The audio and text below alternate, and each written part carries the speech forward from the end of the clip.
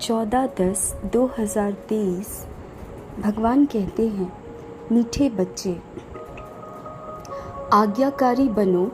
बाप की पहली आज्ञा है, अपने को आत्मा समझ बाप को याद करो। प्रश्न है, आत्मा रूपी बर्तन अशुद्ध क्यों हुआ है? उसको शुद्ध बनाने का साधन क्या है? उत्तर है,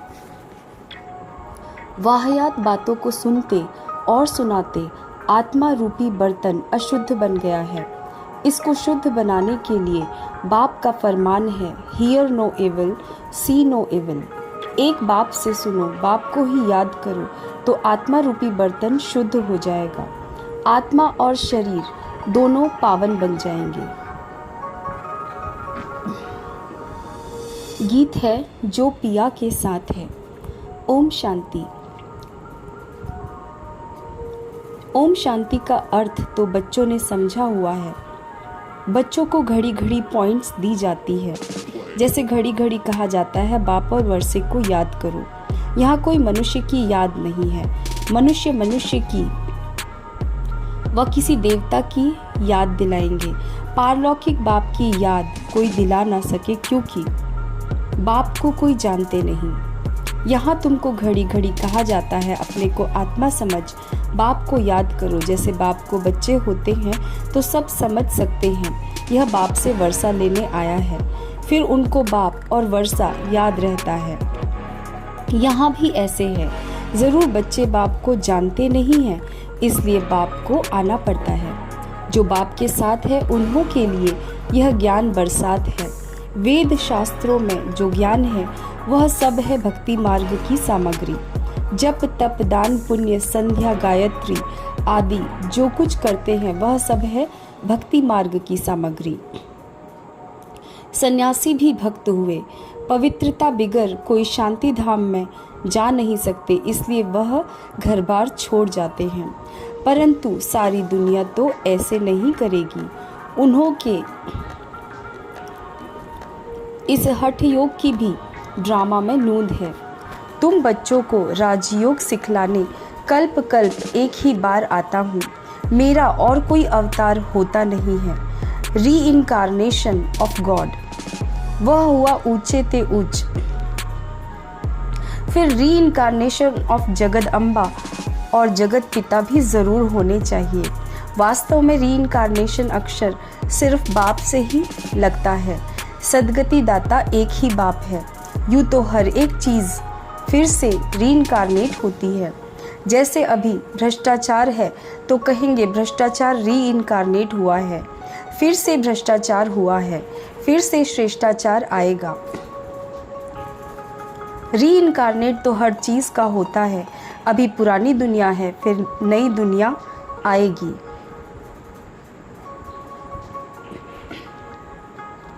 नई दुनिया के बाद कहेंगे फिर से पुरानी दुनिया आनी है। यह सब बातें बाप बैठ समझाते हैं। जब यहाँ बैठते हो तो हमेशा ऐसे समझो, मैं आत्मा हूँ, मुझे बाप का फरमान मिला हुआ है, मुझे याद करो। बच्चों के सिवाय तो और कोई बाप का फरमान मिल न सके।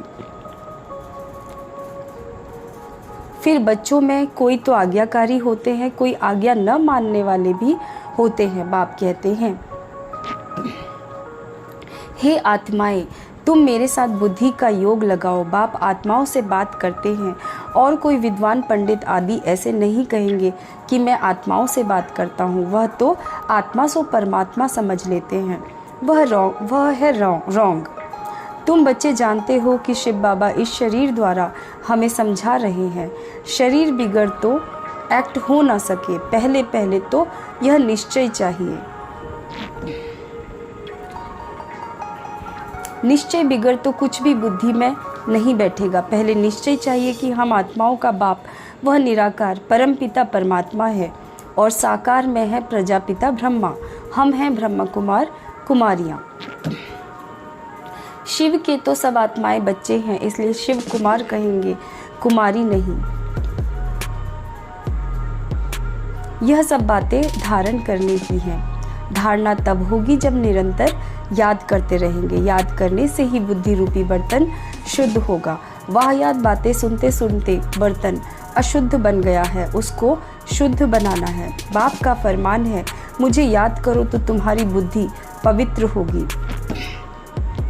तुम्हारी आत्मा में जो खाद पड़ गई है, अब पवित्र बनना है। सन्यासी कहते हैं आत्मा निर्लेप है, बाप कहते हैं आत्मा में ही खाद पड़ी है। श्री कृष्ण की आत्मा और शरीर दोनों पवित्र हैं। दोनों पवित्र सिर्फ सतयुग में ही होते हैं, यहाँ तो हो नहीं सकते। तुम आत्माएं नंबरवार पवित्र होती जा रही हो, अभी पवित्र बनी नहीं है। कोई भी पवित्र नहीं है, सब पुरुषार्थ कर रहे हैं, अंत में नंबरवार सबकी रिजल्ट निकलेगी। बाप आकर सभी आत्माओं को फरमान करते हैं कि मुझे याद करो, अपने को अशरीरी समझो, देही अभिमानी बनो। मूल यह बात बाप बिगर कोई समझा नहीं सकते। पहले यह पूरा निश्चय होगा तो विजय पाएंगे, निश्चय नहीं होगा तो विजय नहीं पाएंगे। निश्चय बुद्धि विजयंती, संशय बुद्धि विनश्यंती। गीता में कोई अक्षर बहुत अच्छे हैं, इसको कहा जाता है आटे में नमक।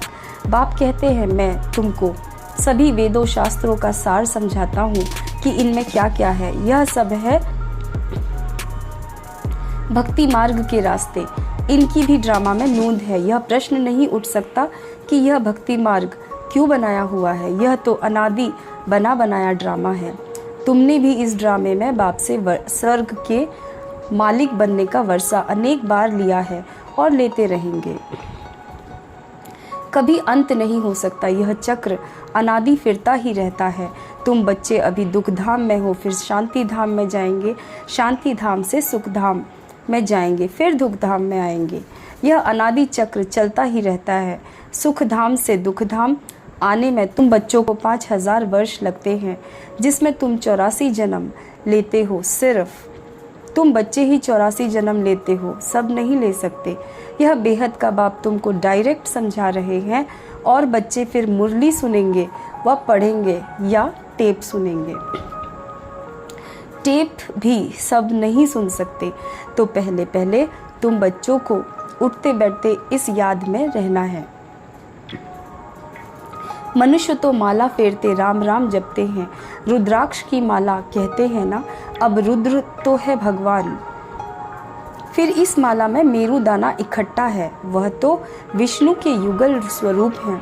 वह कौन है? यह माता पिता, जो फिर विष्णु के 2 रूप लक्ष्मी नारायण बनते हैं, इसलिए इनको मेरू कहा जाता है। फूल है शिव बाबा, फिर मेरू यह मम्मा बाबा जिनको माता पिता कहते हो। विष्णु को माता पिता नहीं कह सकेंगे, लक्ष्मी नारायण को माता पिता तो उनके बच्चे ही कहेंगे। आजकल तो सबके आगे जाकर कहते हैं त्वमेव माताश्च पिता, बस कोई एक ने महिमा की तो उनके पीछे फॉलो करने लग पड़ते हैं। यह है ही अनराइटियस दुनिया। कलयुग को कहा जाता है अनराइटियस, सतयुग को कहा जाता है राइटियस। वहाँ आत्मा और शरीर दोनों पवित्र होते हैं। सतयुग में श्री कृष्ण गोरा है, फिर अंतिम जन्म में उनकी आत्मा सावरी बनी है। यह ब्रह्मा सरस्वती इस समय सावरे हैं ना, आत्मा काली बन गई है तो उनका जेवर भी काला बन गया है। सोने में ही खाद पड़ती है, उससे जेवर भी जो बनता है वह खाद वाला। सतयुग में जब देवी देवताओं की गवर्नमेंट है तो यह झूठ खाद होती नहीं। वहाँ तो सोने के महल बनते हैं। भारत सोने की चिड़िया था, अभी तो मुलम्मा है। ऐसे भारत को फिर से स्वर्ग बाप ही बना सकते हैं। बाप समझाते हैं, श्रीमद् भगवानुवाच है ना, श्री कृष्ण तो दैवी गुणों वाला है, 2 भुजा 2 टांग वाला है। चित्रों में तो कहाँ नारायण को कहाँ लक्ष्मी को 4 भुजाएं दी हैं। समझते कुछ भी नहीं। ओम अक्षर भी कहते हैं, ओम का अर्थ बताते हैं। ओम माना मैं गॉड, जिधर देखता हूँ गॉड ही गॉड है, परंतु यह तो रॉन्ग है। ओम माना अहम आत्मा। बाप भी कहते हैं अहम आत्मा, परंतु मैं सुप्रीम हूँ, इसलिए मुझे परमात्मा कहा जाता है। मैं परमधाम में रहता हूँ। ऊंचे ते ऊंच भगवान, फिर सूक्ष्म वतन में ब्रह्मा विष्णु शंकर की आत्मा है।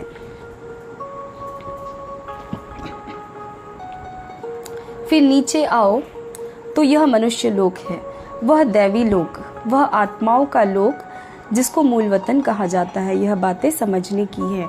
तुम बच्चों को यह अविनाशी ज्ञान रत्नों का दान मिलता है जिससे तुम भविष्य में मालामाल डबल सिर ताज बनते हो। देखो श्री कृष्ण को दोनों ताज है ना। फिर वही बच्चा चंद्रवंशी में आता है तो 2 कला कम हो जाती है। फिर वैश्यवंशी में आएंगे तो और 4 कला कम हो जाएगी। फिर लाइट का ताज उड़ जाएगा, बाकी रतन जड़ित ताज रहेगा।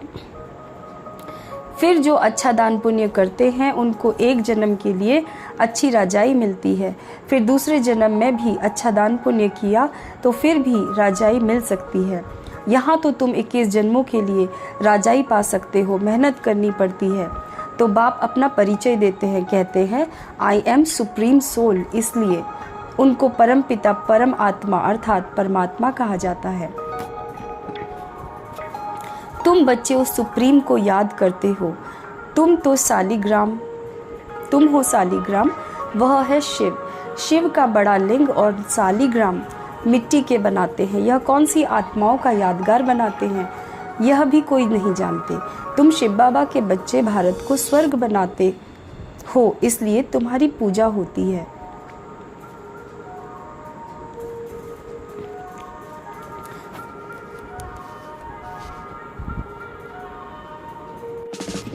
फिर तुम देवता बनते हो, तब भी तुम्हारी पूजा होती है। शिव बाबा के साथ तुम इतनी सर्विस करते हो, इसलिए सालिग्रामों की भी पूजा होती है। तो उत्तम से उत्तम कर्तव्य करते हैं उन्हों की, जो उत्तम से उत्तम कर्तव्य करते हैं उन्हों की पूजा होती है। और कलयुग में जो अच्छा काम करते हैं उन्हों का यादगार बनाते हैं। कल्प कल्प बाप तुम बच्चों को सारे सृष्टि चक्र का राज समझाते हैं, अर्थात तुमको स्वदर्शन चक्रधारी बनाते हैं। स्वदर्शन चक्र विष्णु को नहीं हो सकता, वह तो देवता बन गया। यह ज्ञान सारा तुमको है। फिर लक्ष्मी नारायण बनेंगे तो यह ज्ञान नहीं रहेगा, वहाँ तो सब सदगति में है। तुम बच्चे यह ज्ञान अभी ही सुनते हो, फिर राजाई पा लेते हो। स्वर्ग की स्थापना हो गई, फिर ज्ञान की दरकार नहीं रहती। बाप ही आकर अपना और रचना का पूरा परिचय देते हैं। सन्यासियों ने माताओं की निंदा की है, परंतु बाप आकर माताओं को उठाते हैं। बाप यह भी समझाते हैं कि यह सन्यासी न होते तो भारत कामचिता पर बैठ एकदम खाक हो जाता। जब देवी देवता वाम मार्ग में गिरते हैं तो उस समय अर्थक्वेक बड़ी जोर की होती है, फिर सब नीचे चला जाता है और खंड आदि तो होते नहीं, भारत ही होता है। इस्लामी आदि तो पीछे आते हैं, तो फिर वह सतयुग की चीजें यहाँ रहती नहीं। तुम जो सोमनाथ का मंदिर देखते हो वह कोई बैकुंठ का नहीं है, यह तो भक्ति मार्ग में बना है जिसको मोहम्मद गजनवी आदि ने लूटा। बाकी देवताओं के महल आदि सब अर्थक्वेक में गायब हो जाते हैं। ऐसे नहीं कि महल नीचे गए हैं फिर ऊपर आ जाएंगे, नहीं, वह तो अंदर ही टूट फूट सड़ जाते हैं। फिर उसी समय खोदते हैं तो कुछ न कुछ मिलता है। अभी तो कुछ भी नहीं मिलता है। शास्त्रों में कोई यह बातें नहीं है। सदगति दाता है ही एक बाप। पहले तो यह निश्चय चाहिए, निश्चय में ही माया विघन डालती है। कहते हैं भगवान कैसे आएगा, अरे शिव जयंती है तो ज़रूर आए होंगे। बाप ने समझाया है बेहद के दिन और बेहद की रात के संगम पर आता हूँ। यह कोई नहीं जानते कि किस समय आता हूँ, तुम बच्चे जानते हो। बाप ने ही यह नॉलेज दी है और दिव्य दृष्टि से यह चित्र आदि बनवाए हैं। गीता में भी कल्प वृक्ष का कुछ वर्णन है। बच्चों को कहते हैं हम तुम अभी हैं, कल्प पहले भी थे और फिर कल्प कल्प मिलते रहेंगे। मैं कल्प कल्प तुमको यह ज्ञान दूंगा। तो चक्र भी सिद्ध होता है, परंतु तुम्हारे सिवाय कोई समझ न सके यह सारे सृष्टि चक्र का चित्र है, जरूर कोई ने बनवाया है।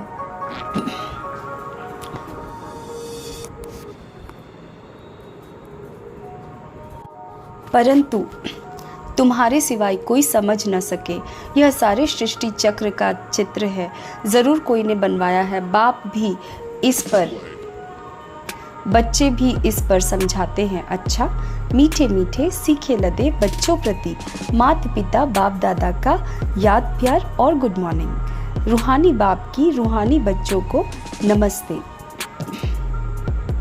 धारणा के लिए मुख्य सार है, नंबर 1, हर बात में विजय का आधार निश्चय है, इसलिए निश्चय बुद्धि जरूर बनना है। सद्गति दाता बाप में कभी संशय नहीं उठाना है। नंबर 2, बुद्धि को पवित्र व शुद्ध बनाने के लिए अशरीरी बनने का अभ्यास करना है। वाहियात व्यर्थ बातें न सुननी है न सुनानी है। वरदान है,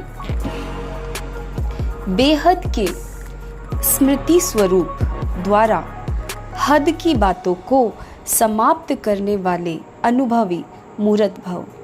आप श्रेष्ठ आत्माएं डायरेक्ट बीज और मुख्य 2 पत्ते त्रिमूर्ति के साथ समीप संबंध वाले तना हो। इसी ऊंची स्टेज पर स्थित रहो, बेहद के स्मृति स्वरूप बनो तो हद की व्यर्थ बातें समाप्त हो जाएंगी।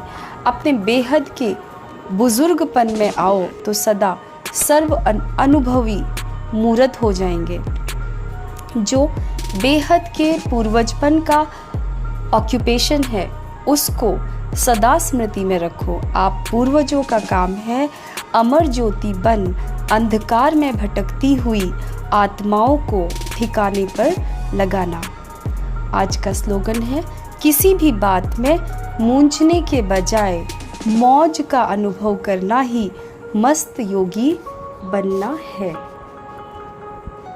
ओम शांति।